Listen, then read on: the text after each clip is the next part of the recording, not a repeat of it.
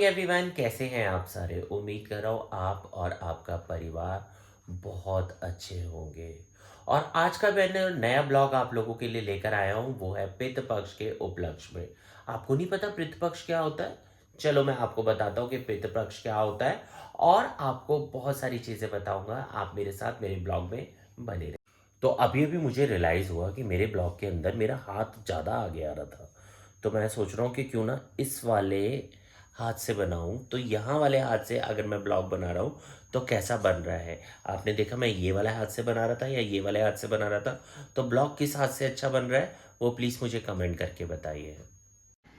तो मुझे नहीं पता आप लोग इन बातों पे विश्वास करते हैं या नहीं करते।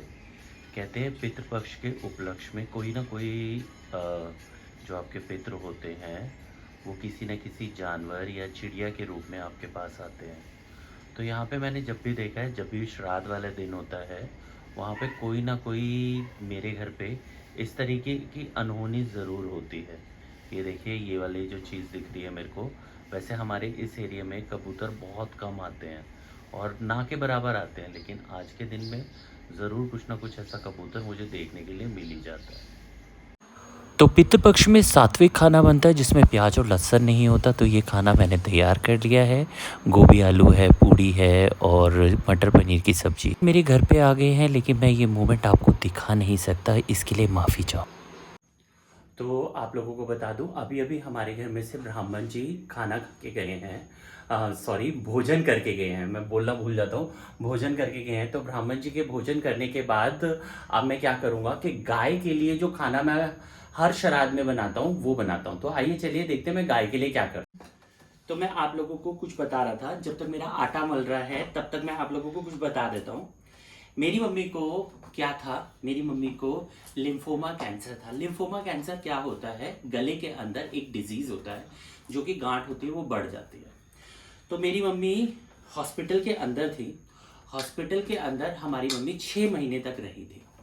ठीक है, उस 6 महीनों के अंदर उन्होंने क्या करा, वो जब भी, अब मैं थोड़ा सा बताते हुए थोड़ा सा इमोशनल हो जाता हूँ, लेकिन वो मेरे को होना नहीं है, क्योंकि मेरे ब्लॉग में आप हमेशा खुशियां ही देखोगे, कभी गम नहीं देखोगे। लेकिन फिर भी मैं ये बात शेयर इसलिए कर रहा हूँ ताकि आप जो भी मेरे वीडियो देख रहे हैं थोड़ा सा वो समझ जाए कि माँ क्या होती है।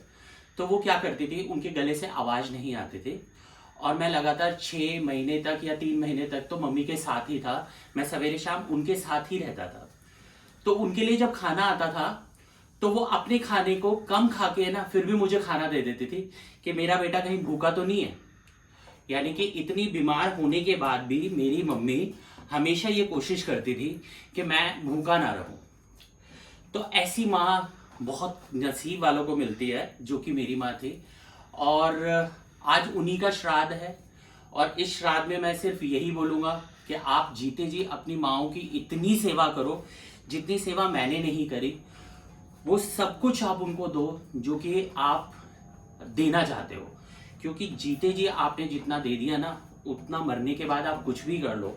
वैसे तो मैं ये गाय के लिए आटा बल रहा हूँ, लेकिन कुछ भी कर लो कुछ नहीं मिलेगा। हिंदू शास्त्र के अनुसार जो गाय है उसके अंदर 33 करोड़ देवी देवताओं का वास होता है।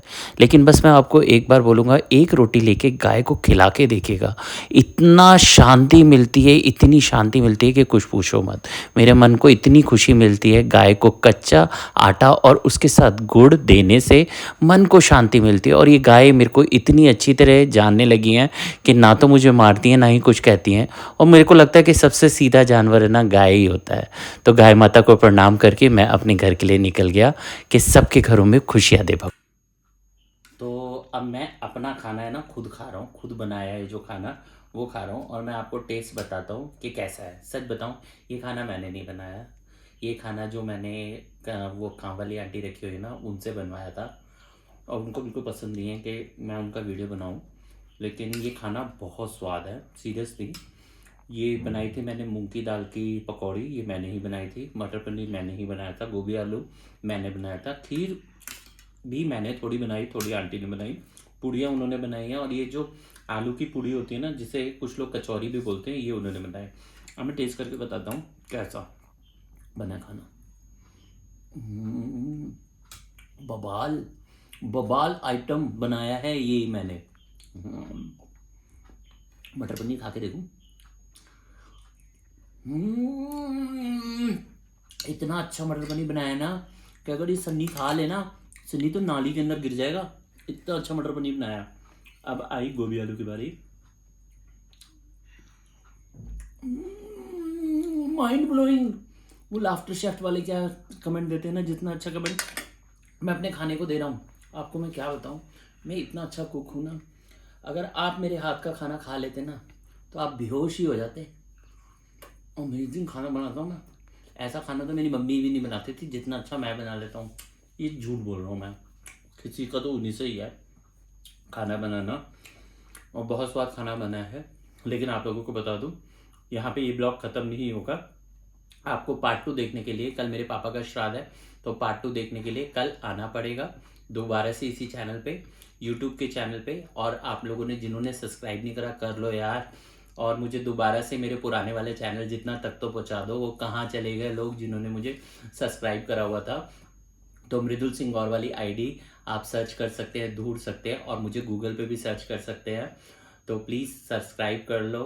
और कल फिर मिलते हैं एक अलग ब्लॉग के साथ। तब तक के लिए बाय बाय। और अपने माँ बाप का ध्यान रखना। श्राद्ध पे वो खाने नहीं आते, हम खुद ही बैठ के खाते हैं।